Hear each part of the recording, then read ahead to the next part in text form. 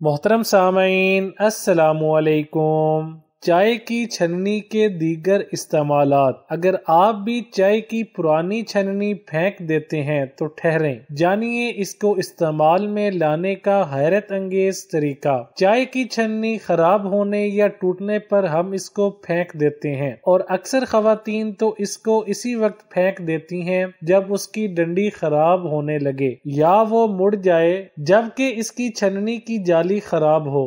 مگر آج میگزین ٹوٹکے میں ہم آپ کو بتانے جا رہے ہیں چائے کی خراب چھننی کو استعمال کرنے کے کچھ ایسے استعمالات جن کی مدد سے آپ خراب چھننی کو بھی استعمال میں لا کر اپنے پیسے بچا سکتی ہیں۔ نمبر 1، چوڑی۔ آپ بازار سے پلاسٹک کی چوڑی نما موٹے کڑے خریدنے جاتے ہیں۔ اگر چاہیں تو اپنی پسند کے کڑے گھر میں خود ٹوٹی ہوئی چائے کی چھننی سے بنا سکتے ہیں۔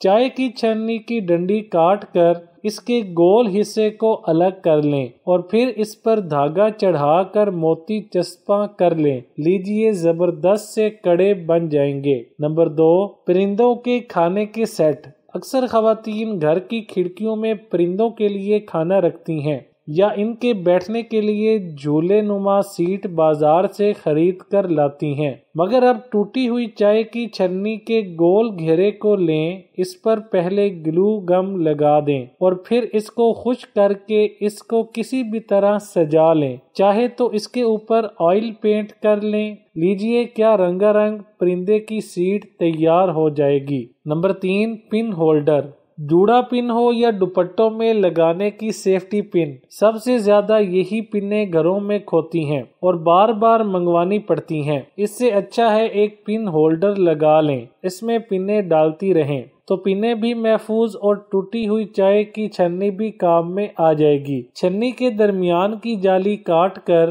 اس جگہ کپڑا رکھ کر اوپر کی جانب سے سوئی کی مدد سے سلائی کر لیں اور پھر اس کے چاروں طرف قمیضوں کے نکلے ہوئے پرانے بٹن لگا دیں۔ سجاوٹ بھی ہو جائے گی اور پھر پن کھونے سے بھی بچ جائے گی۔ ویڈیو اچھی لگے تو لائک، شیئر اور چینل کو سبسکرائب کرنے کے ساتھ کمنٹ باکس میں اپنی رائے کا اظہار کرنا نہ بھولیں۔